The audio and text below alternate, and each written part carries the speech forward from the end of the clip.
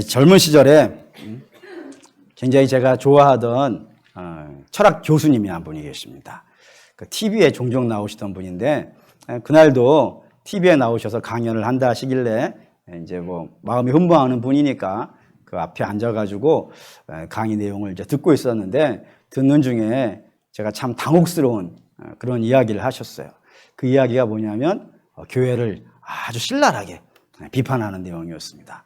그분이 말씀하시기를 당신이 교회를 가봤더니 교회가는 4가지만 알면 되더라 하는 거였어요. 첫째, 모이자. 둘째, 돈 내자. 셋째, 집 짓자. 그러다가 천국 가자. 이 4가지만 알면 되더라 라고 이렇게 이야기를 하시는 거예요. 한마디로 말하면 기독교 별거 없다. 가봐야 별거 없다. 뭐 이런 내용이 되는 거예요. 그래서 듣고 있는데 그 이야기가 끝나자 그 앞에 강연을 듣고 있는 청년들이 막 박수를 치고 환호를 하는 겁니다. 그들이 동의하는 거죠. 그 말이 맞다 이거예요. 자기들도 가봤더니 교회 그거밖에 없더라는 겁니다. 좀 고민이 되는 거예요. 내가 믿고 있는 신앙이 이거밖에 안 되나? 그 정도로 가치 없고 그 정도로 가난하며 내가 온몸을 다해 사랑하는 우리 주님의 교회가 세상에서 이 정도밖에 안 되나? 뭐 이런 생각이 들어서 참 많이 고민을 했던 기억이 있습니다. 근데 그런 고민에 대한 답이 저와 여러분이 오늘 읽은 이 본문 안에 들어 있습니다. 한번 읽어보죠. 로마서 1장 8절입니다. 읽겠습니다. 먼저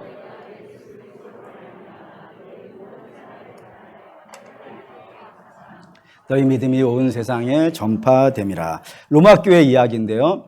로마 교회가 일반 성경에 나오는 다른 교회들이 있습니다. 뭐 고린도 교회라든가 갈라디아 교회라든가 이런 교회들하고 근본적으로 다른 아주 구별되어지는 특징이 하나가 있습니다. 그 특징이 무엇이냐면은 자발성입니다. 그러니까 뭐 갈라디아 교회, 빌립보 교회, 골로새 교회 이런 교회들은 전부 공통적인 특징이 하나가 있는데 그 특징이 뭐냐면 사도가 와서 세운 교회예요. 사도 바울이 와가지고 그 교회를 개척한 그런 교회입니다. 반면에 로마 교회는 이 로마 사람들이 예루살렘에 간 거예요. 유월절 때문에 예루살렘에 갔었는데 그 예루살렘에서 마가의 다락방에 성령이 임하는 장면을 본 겁니다.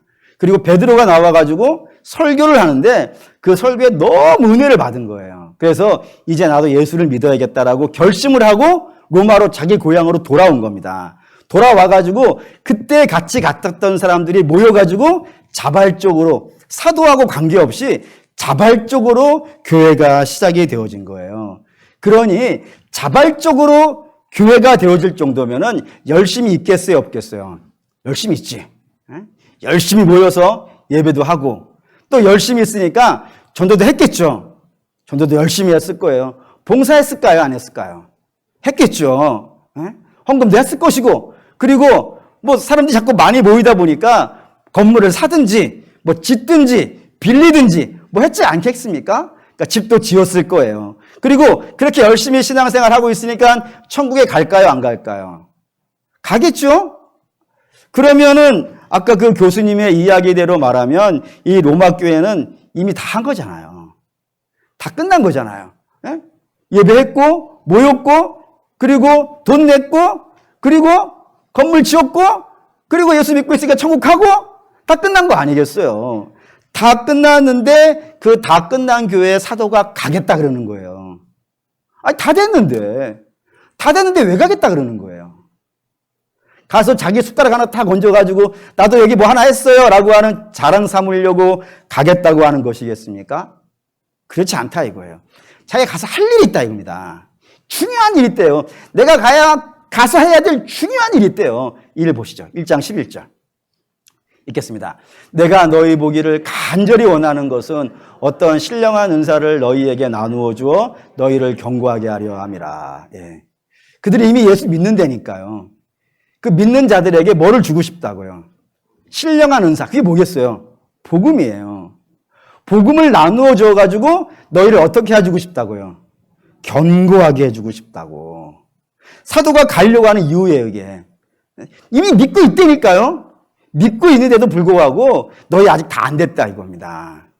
너희를 견고하게 해야 되는 그런 이유가 내게 있다. 그래서 가야 되고 또 그 가기 전에 그 경고하기 위해서 이 편지까지 쓰고 있다라고 이야기한다 이겁니다. 그럼 좀 구체적으로 가보시죠. 저기 경고하라는 단어를 색깔을 칠해 왔는데 경고하다는 단어의 헬라어가 스테라조라고 불리는 단어입니다. 근데 이 스테라조라고 불리는 단어는 우리식으로 번역을 하면 어떻게 되어지냐면 집이 흔들리지 않게 세운다라는 뜻이에요.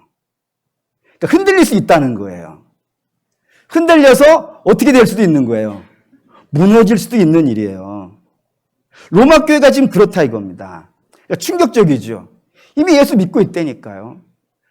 그 믿음이 있으니까 당연히 열심도 있고 충성도 있고 다 한다 이거예요. 봉사도 하고 다 한다 이거예요. 안 하는 거 없이 다 한다 이겁니다. 그런데 그럼에도 불구하고 아직 안 세워졌다 이겁니다. 더 세워줘야 된다 이겁니다. 흔들리지 않게 세워줘야 된다는 거예요. 이걸 이렇게 볼까요? 마태복음 7장 24절부터 읽겠습니다.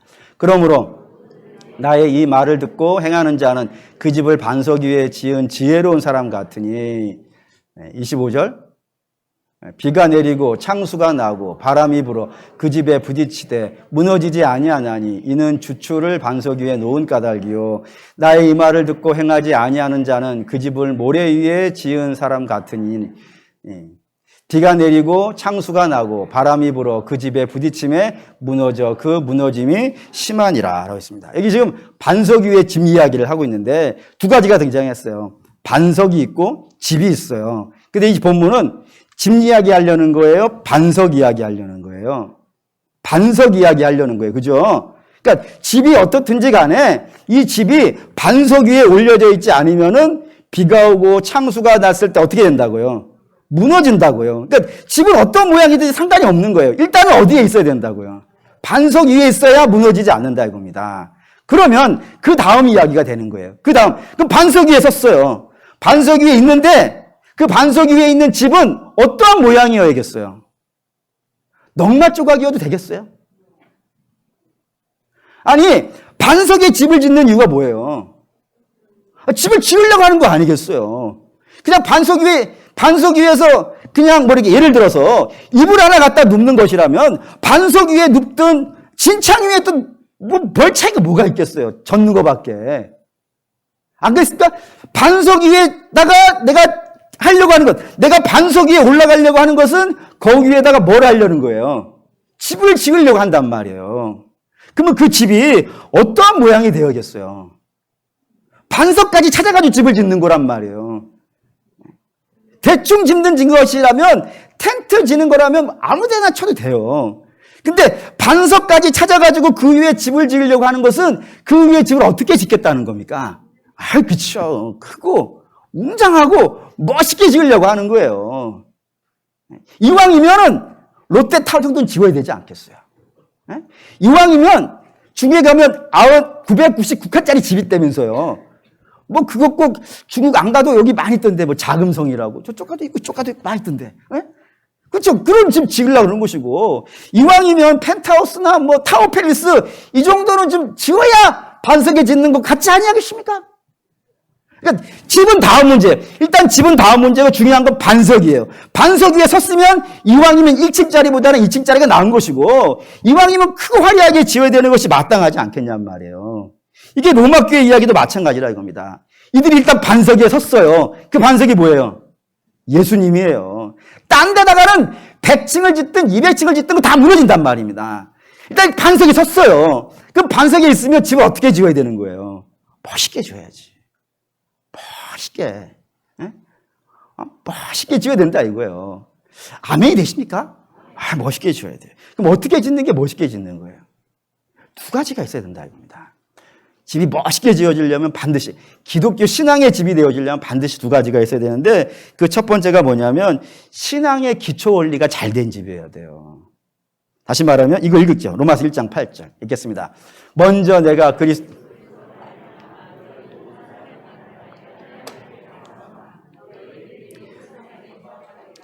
네, 로마 교회 이야기예요. 근데 로마 교회가 좀 믿음이 없는 교회가 아니에요. 믿음이 있어요. 그래서 믿음이 얼마만큼 있대요? 다 알려질 정도로. 여러분, 객관적으로 알려질 수 있는 믿음의 근거들이 이런 거예요.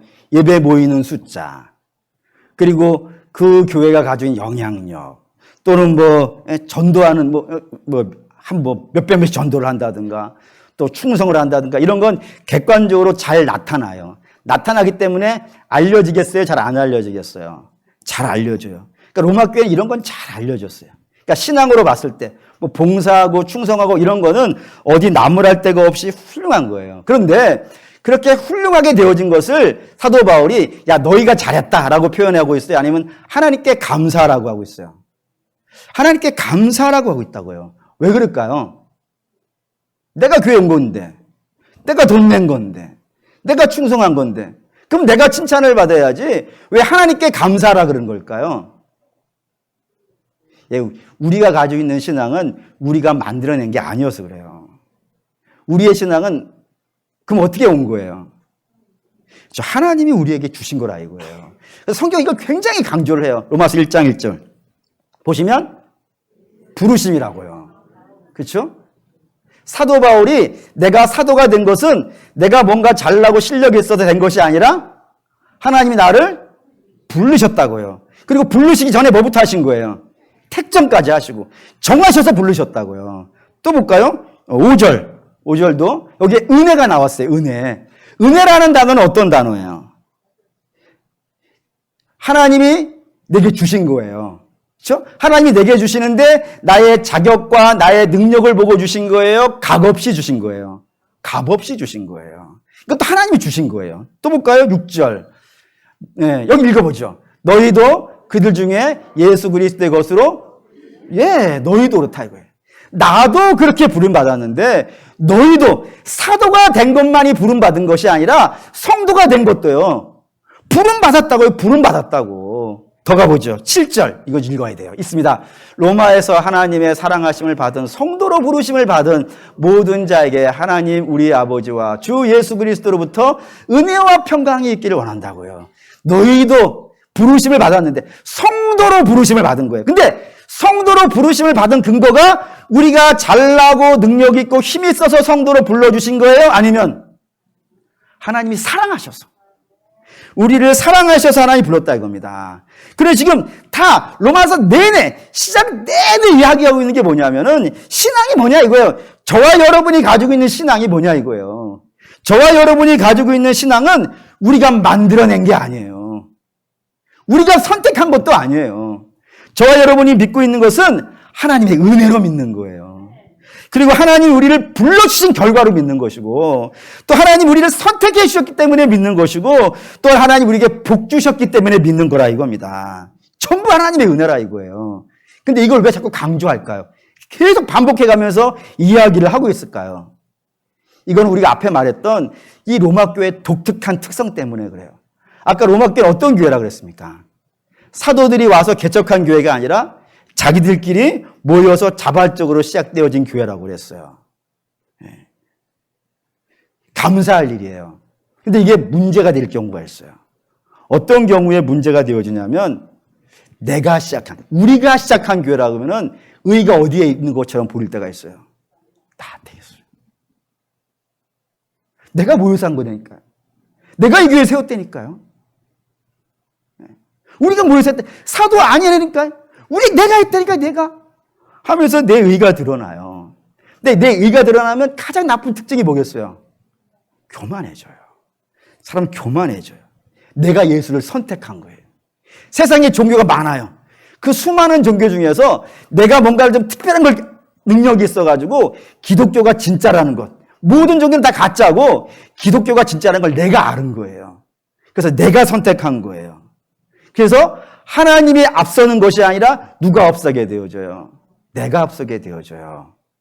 근데 이게 사실이면 문제가 안 돼요. 사실이니까. 근데 이게 사실이 아니란 말입니다. 어떻게 사실이 아니냐면 성경은 이거 엄청나게 강조해요. 성경 맨 앞에 나오는 책이 뭐예요?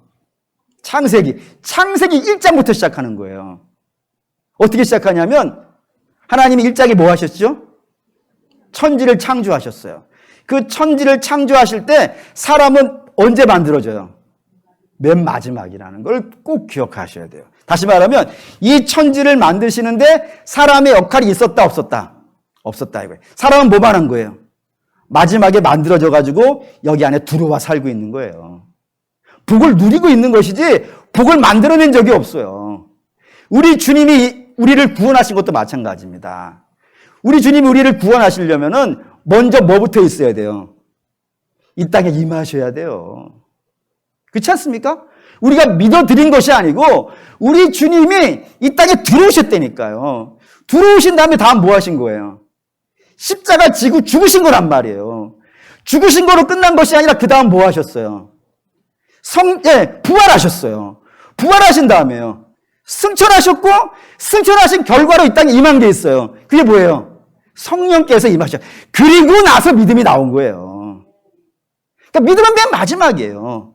우리 주님이 다 하시고 그 안에서 우리에게 복으로 주신 것에 대한 응답으로 우리가 믿음이 등장한 것이지 믿음도 우리가 만들어낸 것이 아니라 이겁니다. 성경 그 얘기하고 싶다 이거예요. 예? 반드시 그래서 성경 이거 얘기해요. 요한복음 1장 12절 13절 읽을게요. 너희도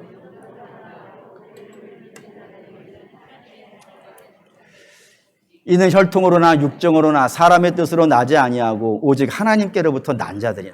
많이 읽었죠? 많이 읽었어요. 영접하는 자. 누가 영접을 한다고요? 하나님의 자녀만이 영접을 해요. 근데 우리가 어떻게 하나님의 자녀가 됐냐 이거예요. 네가 혈통으로 나서 그러냐 이거예요. 누구 가문에서 낳기 때문에 믿었냐 이거예요. 육정으로 나서 믿는 거냐 이거예요. 그렇게 믿는 사람 없다 이거예요. 그렇게 믿는 사람 없어요. 하나님을 믿는 자, 예수 그리스도를 구주로 믿는 자는 전부 다 어디서 나왔다고요? 하나님이 낳으셨다 이거예요. 하나님이 낳아주지 않는 이상은 믿음 나오지 않아요. 그래서 하나님이 낳아주셨기 때문에 하나님이 자녀예요. 내가 하나님의 자녀에게 나온 게 아니고 하나님이 나를 자녀로 낳으셨기 때문에 하나님의 자녀가 됐고 자녀니까 예수 그리스도를 영접하게 되어준다라고 이야기하고 있다 이겁니다. 전부 하나님이 하셨다 이거예요. 그런데 내가 예수를 선택했다고 하면 어떻게 되는 거예요? 내가 기독교를 선택했다고 하면 어떻게 되는 거예요? 마치 이런 그림이 돼요. 자녀가 있는데 분명히 자녀가 이 땅에 태어난 것은 어떻게 나온 거예요? 지가 알아서 나왔어요? 혹시 여러분들이 알아서 나오신 분들 있으면 손 들고 나와 보십시오. 다 어떻게 나온 거예요? 부모가 낳아준 거 아니에요. 부모가 안 낳아줬으면 날 수가 없어요. 그래서 자녀는 그 부모에 대해서 어떤 마음을 가져야 돼요? 낳아준 거에 대한 감사함을 가져야 되는 거예요. 그런데 그 자녀가 어느 날 엄마가 나한테 뭐 해줬어? 아빠가 나 위해서 뭐 했는데?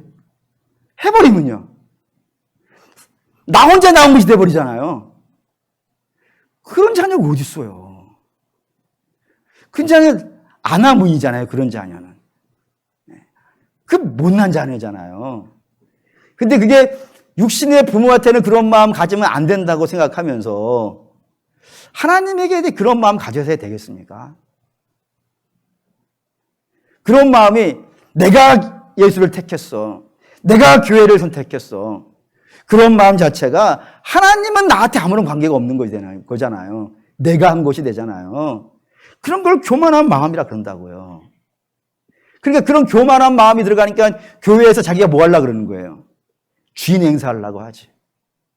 내가 예수를 믿게 된 것이 하나님의 은혜이고 내가 주님의 교회에 나온 것이 하나님의 그 은혜에 대한 선물인데 감사하는 마음이 나와야 될 텐데 감사하는 마음을 없고 내가 마치 모든 것의 주인인 것처럼 그게 교만이라니까요. 근데 이 교만의 마음이 들어가면 주님을 향해서도 악한 행동이 되어지지만 형제들을 향해서도 악해져요. 어떻게 해요? 정죄하게 돼요. 정죄하게 돼. 그것도 못 믿냐고 하면서 정죄하게 되고 판단하게 되고 모욕을 줘요. 뿐만 아니라 내가 여기에 중심이니까 나한테 반대하는 사람은요. 다 원수가 되겠지. 원수가 돼가지고 뭐 죽자고 살겠죠. 거기에 무슨 평화가 있겠어요. 그러니 내가 주인이 된다는 것, 내가 기독교를 선택했고 내가 예수를 선택했다고 하는 것 그 자체가 이미 심각한 거예요. 근데 이것뿐이 아니라 더 심각한 것도 있어요. 그게 뭐냐면 시험도 있어요. 예를 들어서 저와 여러분이 살고 있는 이 땅은 천국이 아니에요. 천국이 아니기 때문에 어려움이 있겠어요, 없겠어요? 있죠. 근심이 있겠어요, 없겠어요? 있죠. 속상함도 있어요. 심지어는 교회 나와서도 그래요. 마음 상해요. 속상할 때 많아요. 뭐 누구는 안 그러겠어요. 뭐 여러분만 그러고 저는 안 그러겠어요. 다 마찬가지지. 예. 그런데 그런 어려움과 시험이 만나게 되어지면은 하나님께 어떻게 할 것 같습니까? 내가 예수를 택했다고 생각하는 사람은요. 내가 예수 택해가지고 이렇게 열심히 믿어드렸는데 하나님 나한테 뭐 해주세요? 내가 한 것이 내 노력의 반이라도 해주셔야지. 내가 뭐 특별한 거 원합니까? 뭐 이거 하나 했는데 그거 하나 안 해주십니까? 나한테 이렇게 안 해주신다 그러면 내가 예수 믿어야 될 필요가 뭐가 있겠어요? 그러니 나는 안 믿겠다 이거예요. 나 다른 거 믿겠다 이거예요. 아니면 대충 믿겠다 이거예요. 이런 식으로 믿음이 자기의 선택의 도구가 되어버린다 이겁니다. 무너지죠 당연히 이런 상황이 되어지면. 그러니 살아가는 여러분, 기독교의 복음이라는 거는 절대로 내 의지와 내 열심과 내 노력과 내 힘이 아니에요. 철저히 뭐예요? 하나님의 은혜라 이겁니다. 하나님의 은혜로 시작했고요. 하나님의 은혜로 진행되고 있고요. 하나님의 은혜로 끝나게 될 거예요. 그렇기 때문에 복음은 이야기를 할 때, 복음을 선포할 때는 제일 처음 뭐부터 할 수밖에 없어요. 하나님이 계시다는 거. 이걸 제일 먼저 선포해요. 그 다음 뭐 할 것 같으세요? 여러분을 죄인이라고 얘기하는 거예요. 여러분 다 죄인이라 그러는 거예요. 죄인이 어떻게 하나님을 알겠어요? 죄인은요, 그냥 육신에 뭐 잘못했다 이 정도의 개념이 아니에요. 죄인은 하나님을 모르는 자예요. 하나님을 모르기 때문에 하나님을 믿을 수 있겠어요, 없겠어요? 모르는데 어떻게 믿어요? 모르는 자를. 그러니까 내가 하나님을 알게 되었다는 것 자체가 이미 뭐가 시작된 거예요? 은혜가 시작된 거예요.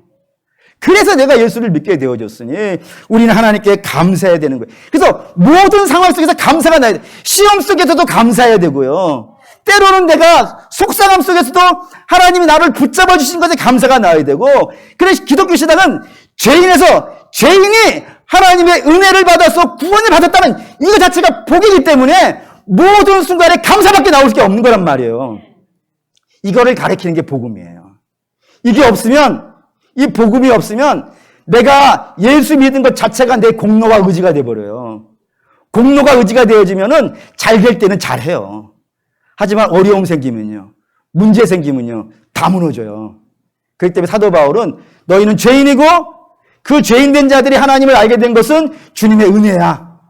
주님의 은혜가 아니면 너희는 아무것도 할 수 없어. 그 너희는 하나님의 그 사랑의 그 깊이와 높이와 너위와 길이를 충만하게 알아라. 그 이야기를 선포하기 위해서 가겠다 이러는 겁니다. 두 번째. 기독교의 신앙은 두 번째 성장을 원해요. 성장을, 이거 읽을게요. 마태복음 11장 27절부터 읽겠습니다. 내 아버지께서 모든 것을 내게 주셨으니 아들과 또 아들의 소원대로 계시를 받은 자 외에는 아버지를 아는 자가 없느니라. 수고하고 무거운 짐진 자들아 다 내게로 오라. 내가 너희를 쉬게 하리라. 나는 마음이 온유하고 겸손하니 내게 배우라. 그리하면 너희 마음이 쉼을 얻으리니 이는 내 멍에는 쉽고 내 짐은 가벼움이라 하시니라. 예. 굉장히 유명한 말씀이죠. 수고하고 무거운 짐진 자들아. 굉장히 유명한 말씀인데 여러분 어떻게 알고 계시나요? 오늘 일부 예배 때도 물어보니까 많은 분들이 이렇게 알고 계세요. 내가 무거운 짐이 있는데 이 무거운 짐을 어떻게 하라고요? 예수님께 맡기라고. 그리고 나는 예수님은 무거운 짐 지고 예수님은 내 짐까지 지시고 나는 뒤에서 이런 그림이에요? 되게 많은 분들이 그런 그림으로 알아요. 내 짐 주님께 맡기고 나는 노는 걸로. 근데 여러분 이거 아닙니다. 이 본문이 이야기하고 싶은 건 이거예요.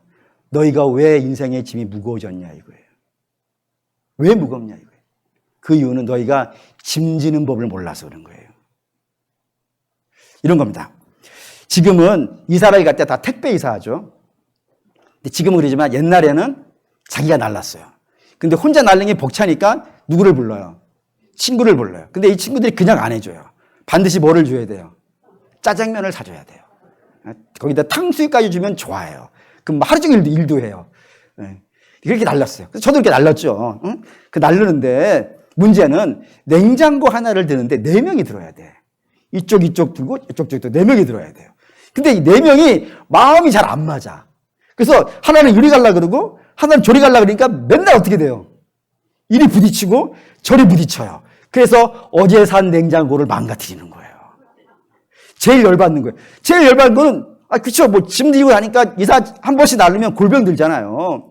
근데 내가 골병 드는 거는 그래도 참을만 한데 어제 산 냉장고가 망가지는군요. 열받잖아요. 그래서 뭐 다, 그래야 짐 이삿짐 하면서 이사 많이 버렸죠? 근데 택배 이사는 얼마나 좋은지 몰라요.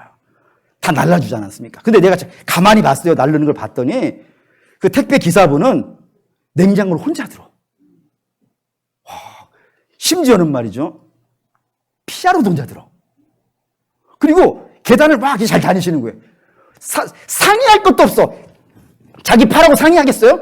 탁 치고 그냥 슉슉 가서 가는데 키스 하나 안 나고 옮기는 거예요. 그래서 물어봤어요. 선생님이죠. 그런 분들은 훌륭하신 선생님이니까. 선생님, 어떻게 그렇게 흠도 없이 날르십니까? 했더니 그분이 하신 말씀이 있어요. 나르는 요령이 있다네. 기술이 있대요. 그 기술을 알면은 저보고도 선생님이라 그러더라고. 선생님도 하실 수 있어요. 그래서 제가 목사를 그만두고 저 요령을 배워볼까? 생각한 적이 있어요. 쉽다 이거예요. 저는 죽을 것 같은데 그분에게는 쉽대요. 그 순간에 알았어요. 주님 말씀하신 게 이거구나.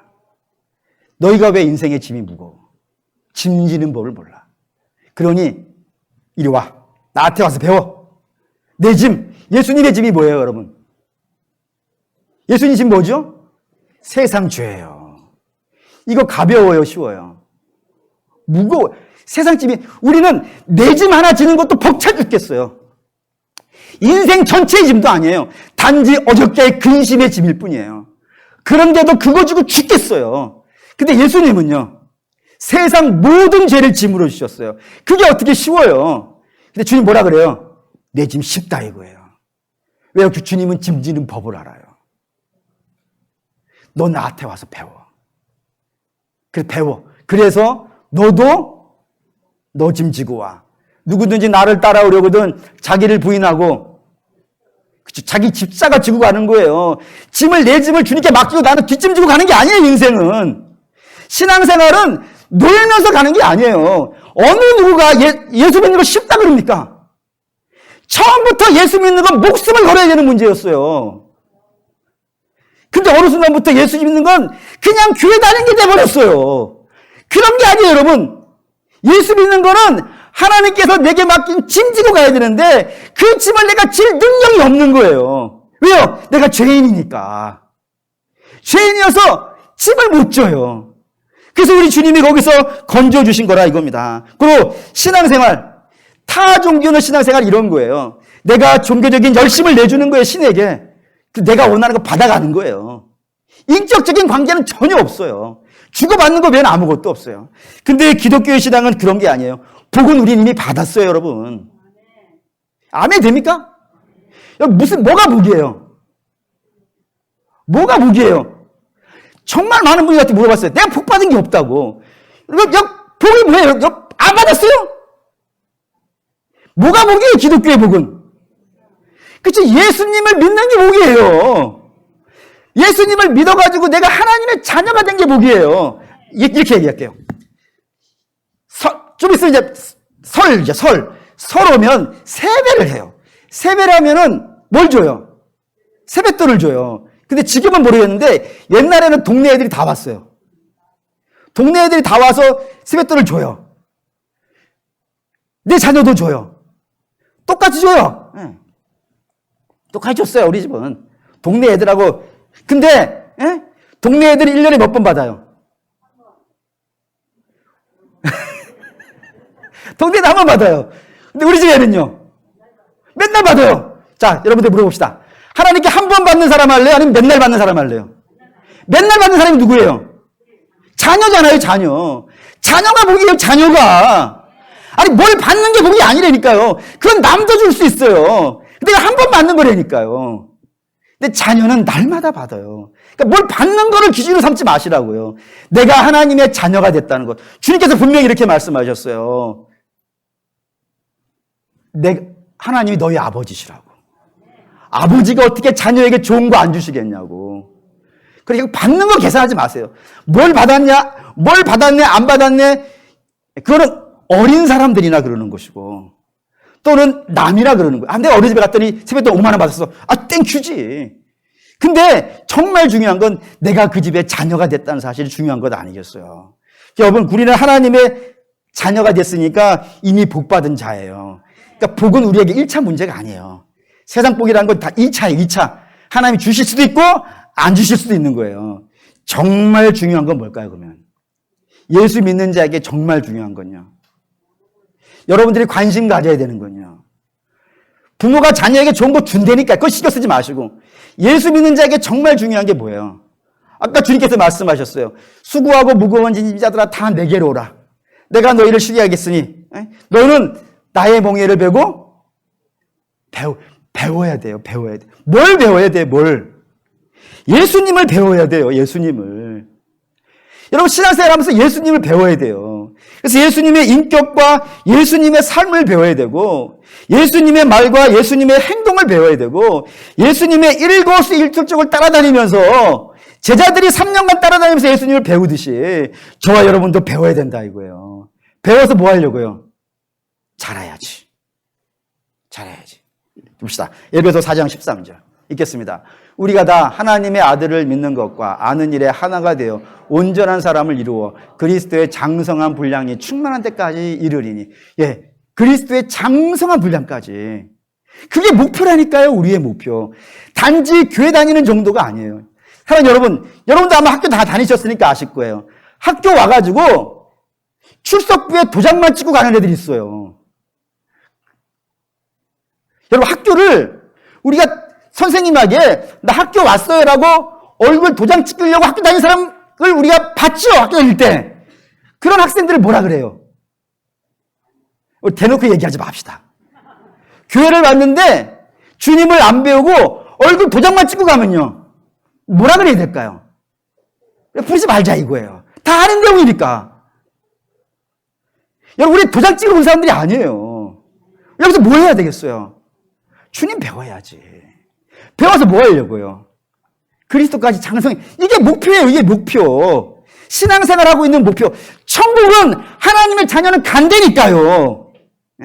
복은 하나님이 자녀에게 주신다니까요. 그거를 염려하지 마시고 내 인격과 내 삶과 내 신앙과 내 모든 것들이 주님을 닮아가고 있는가? 성령의 열매가 나타나고 있는가? 그걸 봐서 그거를 닮으려고. 근데 안 닮은 자기를 보면서 어떤 마음을 가져야 되는 거예요? 괴로워야지. 왜 안 닮고 있는가? 여러분 왜 우리 학교에 죄가 없다 그러죠? 내가 무슨 죄를 졌는지 왜 모르죠? 이거는 뻔해요. 이 정도면 괜찮은 줄 알기 때문에 그래요. 그러지 마시라고요. 여러분들은 기준이 뭐예요?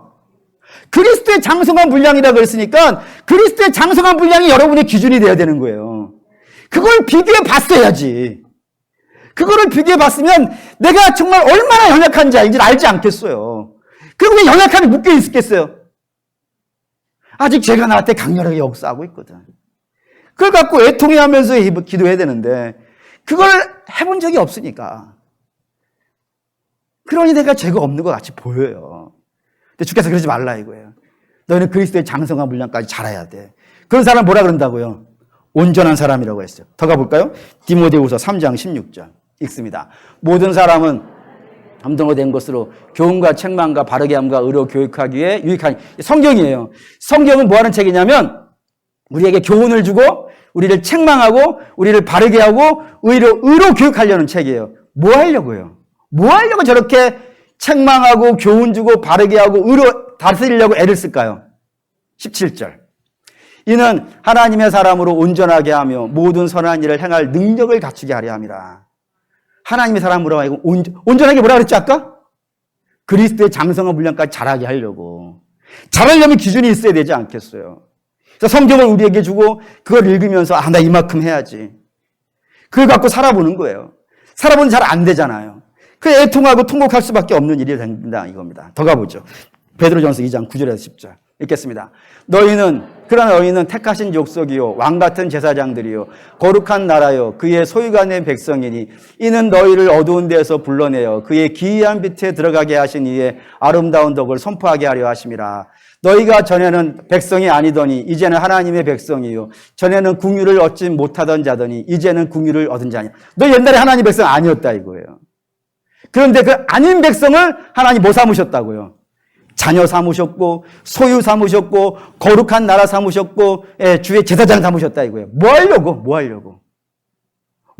이렇게 삼으시냐 이거예요. 이거 삼으시려면 아들 죽여야 되는데 뭐 하려고 아들까지 죽여가면서 이거 삼으시는 거예요. 너희로 하여금 하나님의 아름다움을 드러나게 하려고. 여러분 우리에게서 어떻게 하나님의 아름다움이 드러날까요? 이거 보시죠. 요한복음 14장 8절 예수님의 이야기입니다. 읽어보죠. 빌립이 이르되 주여 아버지를 우리에게 보여주옵소서 그리하면 족하겠나이다. 빌립이 예수님께 물었어요. 성부 하나님 한 번 봅시다 라고 주님께 물었어요. 그제 예수님께서 9절 10절에 이렇게 대답하셨습니다. 있죠? 예수께서 이르시되 빌립아 내가 이렇게 오래 너희와 함께 있으되 내가 나를 알지 못하느냐. 나를 본 자는 아버지를 보았거늘 어찌하여 아버지를 보이라 하느냐. 내가 아버지 안에 거하고 아버지가 내 안에 거하시는 것을 내가 알지 못하느냐. 내가 너희에게 이르는 말은 스스로 하는 것이 아니라 아버지께서 내 안에 계셔서 그 일을 하심이라. 빌립이 예수님께 하나님 좀 보여주세요 그랬더니 나 봤으면 됐지 않냐 이거예요. 내 모습 안에 하나님 있다고. 근데 왜 내 모습 앞에 하나님 있다고 하나요? 성부 하나님이 내 안에 있고 내가 성부 하나님 안에 있다. 이게 뭐죠? 하나 되어 있는 거예요. 하나. 연합되어 있다고요. 그래서 예수님의 모든 삶에 뭐가 나타나는 거예요? 하나님이 나타난다 이거예요. 그게 하나님의 모습이라고요. 그러면 당연히 저와 여러분도 하나님께 연합되어 있어야겠죠. 너희가 내 안에, 내가 너희 안에 연합되어 있어야 되는데 문제가 있잖아요. 뭐가 문제예요? 우리 하나님께 연합이 안 된단 말이에요. 왜죠? 죄인이니까. 하나님 모르니까. 모르는 자하고 어떻게 연합이 되겠어요? 근데 알게 하려면은 어떻게 되겠어요? 죄를 씻어야지. 그럼 죄를 씻으려면 뭐가 있어야겠어요? 주님이 죽으셔야 되는 거예요. 그 피로 우리의 죄를 씻으면 예수 그리스도와 우리가 하나가 되겠죠? 예수 그리스도와 우리가 하나가 되면 그제서야 우리에게 뭐가 임할 수 있어요?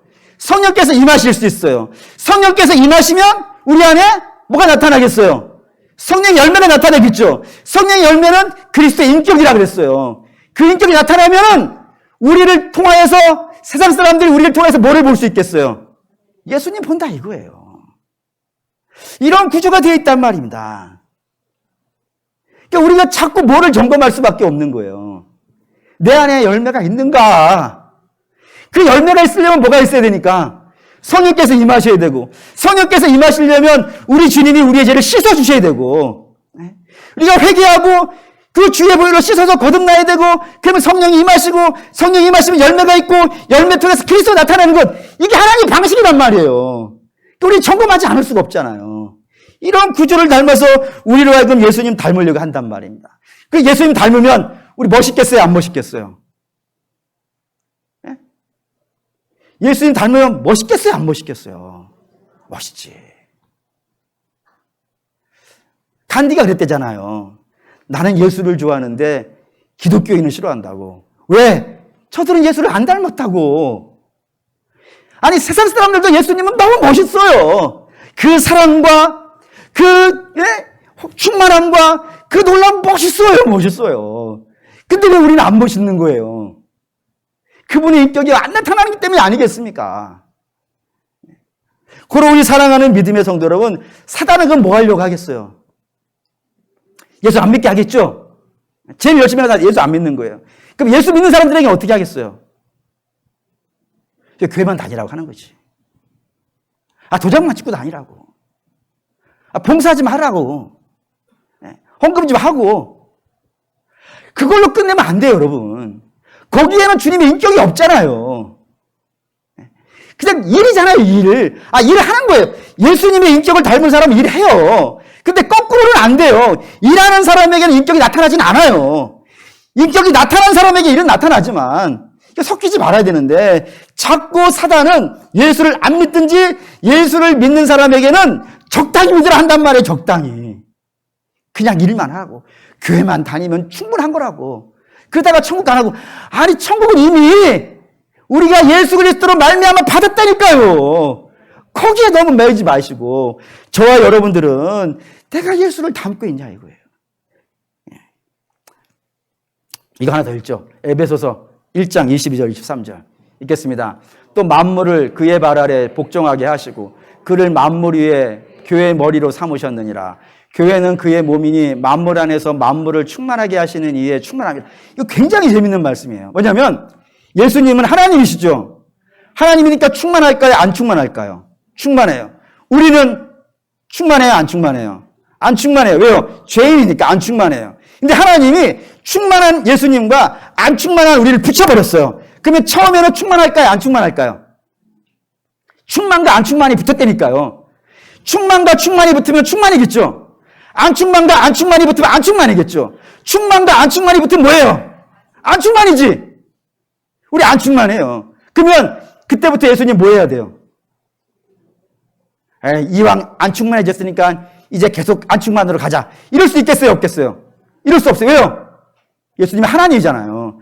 하나님은 충만하지 않으면 만족이 안 되는 분이란 말이에요. 그러면 안 충만한 사람을 당신에게 붙여놨으니까 어떻게 해야 돼요? 다시 동화로 얘기할게요. 평강공주가 있고 바보 온달이 있어요. 얘네들이 붙었어요.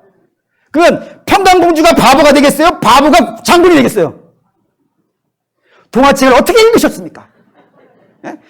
평강공주와 바보 온달이 결혼을 했는데 평강공주가 바보가 됐다고 알고 계시는 분들은 다시 가서 읽고 오시라 이거예요. 온달이 장군이 돼요. 왜요? 그쵸. 끌고 가려 하는 거예요. 사람도 그렇게 끌고 가려고 해요. 하물며 하나님 되신 우리 주 예수 그리스도께서 우리의 연약함을 그대로 두시겠습니까? 어떻게 하시려고 하시겠어요? 우리를 충만으로 끌고 가시려고 할 거라 이겁니다. 그래서 로마서 8장 30절 이렇게 되어 있어요. 있습니다. 또 미리 정하신 그들을 또 부르시고 부르신 그들을 또한 의롭게 하시고 의롭다 하신 그들을 또한 영화롭게 하시느니라고요. 예, 영화롭게 끌고 가시려 하신다 이거예요. 예. 그냥 이 상태로 안 둬요 여러분들을. 예. 그 모자란 상태로 우리를 그냥 두시지 아니하시고 우리를 멋있게 당신을 닮은 자로 주께서 끌고 가시려고 한다 이거예요. 그러니까 성도를 여기까지 가려고 해야 돼요. 천국 정도가 아니에요. 천국 갈 거예요. 그런 그 정도에 매이지 마시고 우리는 그리스도를 닮은 대로 가야 된다 이거예요. 이 모습이 얼마나 멋있냐면 한 번 더 봅시다. 로마서 8장 19절에서 20절 읽겠습니다. 피조물이 고대하는 바는 하나님의 아들들이 나타나는 것이니 피조물이 허무한 데 굴복한 것은 자기 뜻이 아니요 오직 굴복해 하신 일에 말미암이라. 이 세상 모든 피조물이 다 죄에 굴복해 있어요. 그래서 신음해요. 신음하는 그들이 오매불망 바라는 게 뭐라고요? 하나님의 아들들이 나타나는 거예요. 하나님의 아들들이. 저게 아들들이라고 하는 걸로 봐서 예수 그리스도는 아니겠죠. 예수 그리스도로 말미암아 거듭난 사람들. 그래서 예수님의 향기를 드러내고 예수님을 닮아가는 사람들이 이 땅에 나타나기를. 왜요? 왜 나타나길 기대할까요? 너무 멋있어요. 예수 믿는 사람들. 너무 멋있어요. 정말 흠모할 만한 멋있음이 있어요. 그런데 저와 같은 연약한 종들이 자꾸 예수 믿는 거를 교회 다니는 것, 천국 가는 것, 그 정도로 여러분들을 묶어놓은 것이 아닌가 회개를 많이 해요. 여러분 교회 다니는 거는 시작이에요. 시작했어. 학교 오는 거예요. 학교 오는 거. 학교 왔으면 뭐 해야 돼요? 공부해야지. 그러니까 여러분 교회 오셨으면 예수님 배우셔야 돼요. 천국 우리가 갈 거예요. 그리고 최종 정착지예요. 우리의 구원은 이곳에서 죄에서 구원받고 예수님의 사랑, 그 놀라운 사랑을 알고 그래서 그 사랑이 얼마나 충만한 것인지를 깨닫고 그 충만한 사랑을 입었으면 이제 주님을 닮아가는 거예요. 한 절이라도 인생의 한 절이라도 주님 닮기 위해서 오늘도 나의 모습을 하나님과 비춰보는 거예요. 그래서 그 연약함들이 발견하면은 하나님 앞에 회개하는 것이죠. 통곡하면서 저기까지 가야 되는데 아직도 갈 길이 멀으니 빨리 가고 싶은데 그게 멋있는 거니까 마치 어린아이들이 어른 되고 싶어하는 것처럼 그게 본성이어야 돼요. 성도들은 예수님 닮고 싶어 죽겠어야 되는 거예요. 근데 안 닮는 거 보면서 괴로워해야지. 근데 안 닮았는데도 불구하고 안 괴롭다면은, 이게 구원 받은 것인지 안 받은 것인지 헷갈린 상황이 되잖아요. 그래, 괴로울 수밖에 없어야 돼요. 고로 사랑하는, 저는 이런 표현 좋아하죠. 대전주우와 영생교회 성도 여러분. 복음을 들었으니까. 여러분들의 신앙을 교회 다니는 것 정도로 하지 맙시다. 그리고 여러분들의 신앙을 천국 가는 것 정도로, 물론 중요해요, 그거? 중요하지 않다는 거 아니에요? 그 정도로, 난 다 했어 하지 맙시다. 우리의 신앙은 그리스도의 장성한 분량까지 서야, 그쪽으로 가고 있어야 견고해져요. 그렇지 않다면 사단이 흔들릴 때 다 흔들려 버려요. 그리고 우리 사랑하는 믿음의 성도 여러분, 그렇게 주님 닮아가는 그 삶에 여러분들이 주님을 닮아서 여러분의 가정이나 여러분의 직장이나 여러분의 인생 모든 곳에서 너를 보니 예수님 보는 것 같아. 내가 예수님 잘 모르겠는데 너를 보면 예수 믿는 거 너무 멋있는 것 같아. 그 신실함과 그 충성됨과 그 아름다움, 나도 배울 수 있으면 좋겠다. 그렇게 비춰질 수 있는 저와 여러분 되시기를 주의 이름으로 축원합니다. 아멘.